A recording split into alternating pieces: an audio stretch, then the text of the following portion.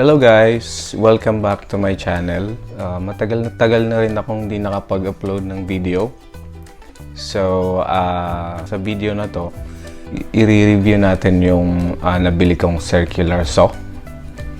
Sa mga hindi pa nagsusubscribe, please subscribe po. Tapos, dun sa mga nag-subscribe na, maraming salamat.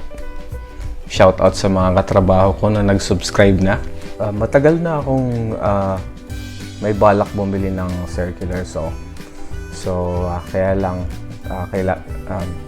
lang ako nagkaroon ng budget. So, yan, binili ko. So, dun sa mga nakapanood ng previous video ko, kung napansin nyo, yung gumawa ko ng cabinet, mano-mano talaga yung ginawa kong pagkakat. So, asahan nyo na sa mga next videos ko, circular saw na yung gagamitin natin. So, without further ado guys, so tara, i-unbox na natin yung nabili kong circular saw. Saka i-review na rin natin. So, sa wakas, na-receive ko na yung in-order kong circular saw online. So, in-order ko siya sa Lazada. Nabili ko siya ng 4,810 pesos. So, in terms of shipping guys, okay naman siya. Naka-bubble wrap yung package. So, maganda yung pagka-bubble wrap. So, secure talaga siya. So, hindi siya madadamage. Ayan, tingnan nyo. So, tara, unbox na natin tong in-order natin.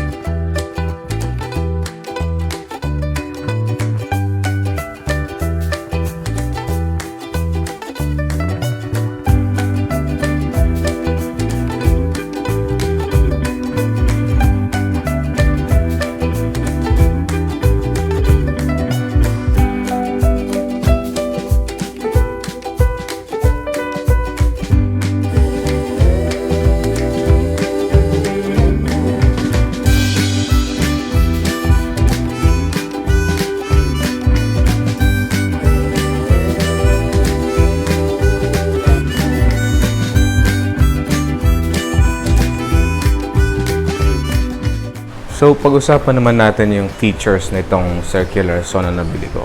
Isa pang magandang feature nitong circular saw na to guys is itong pinaka-guard ng blade. Ito to. So, may spring siya. So, bumabalik siya. So, for example, nag-cut kayo.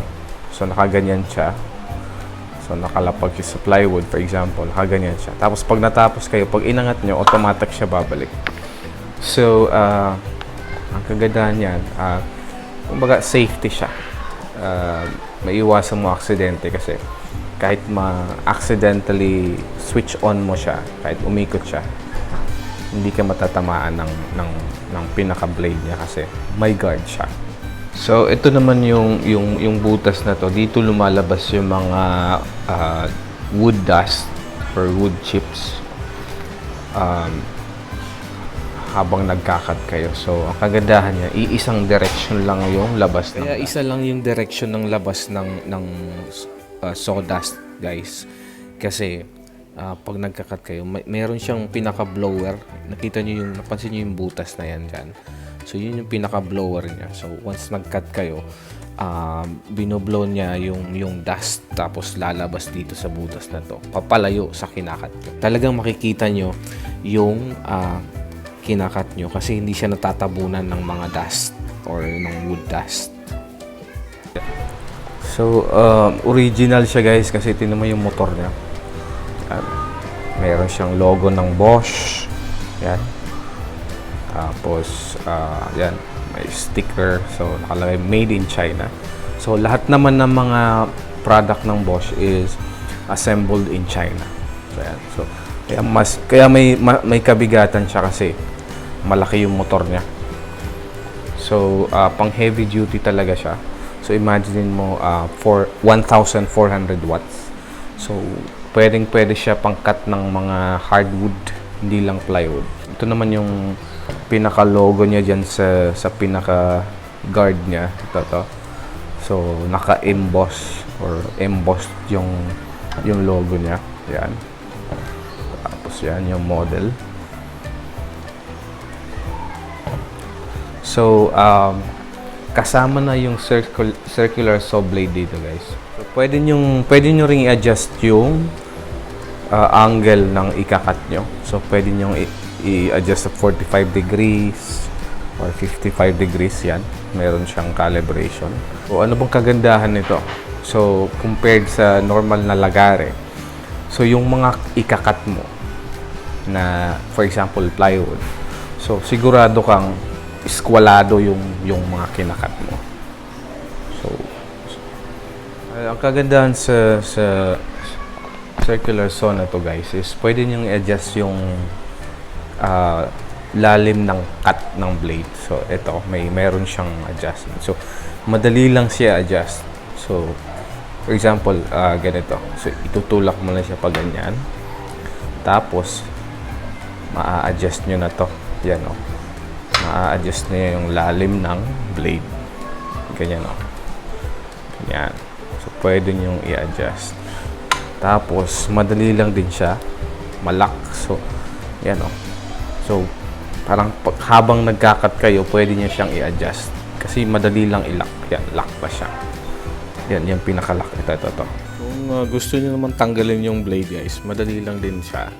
So, mayroon siyang pinaka-switch dito. So, pipindutin mo lang siya para di gumalaw yung blade niya.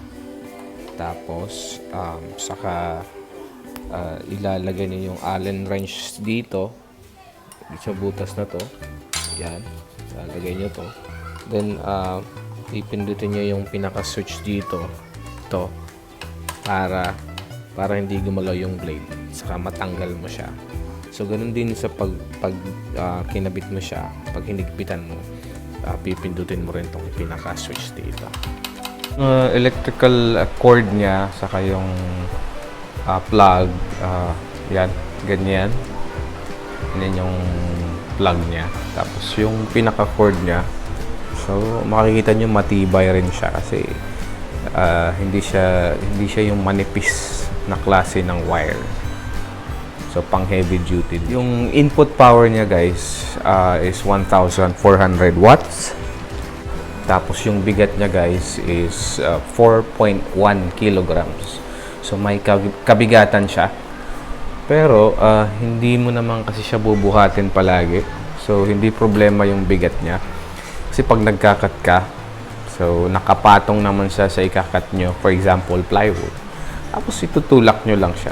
So, pagdating sa handle niya, guys, ano siya, soft grip siya. So, ibig sabihin, hindi matigas or komportable pag hinawakan mo yung handle kasi, ano siya, rubberized siya. So, ganyan. Rubberized yung handle niya. So, pag hinawakan niyo siya,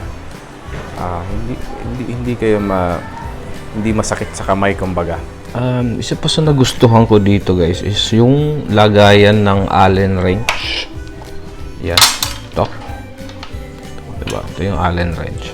So, mayroon siyang butas dito, tapos may sabitan dito. So, gaganyan mo lang siya. Ilalagay mo siya, ganyan, sa butas. Ganyan. Tapos, oops. Sasabit mo lang. Tapos, ganyan. Yan. Kasabit na siya, diba? Secure na secure. Cool. Cool, diba? Yan, testing natin, guys, kung sulit nga ba tong circular saw na to. So, testing natin, magkakat tayo ng plywood. Tingnan natin kung maganda ba yung cut niya.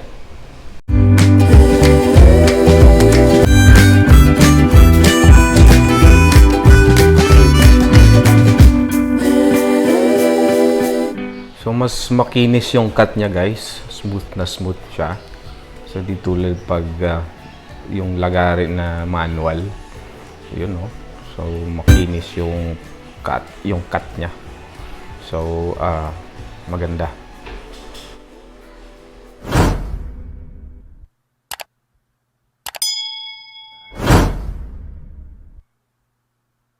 usok pa.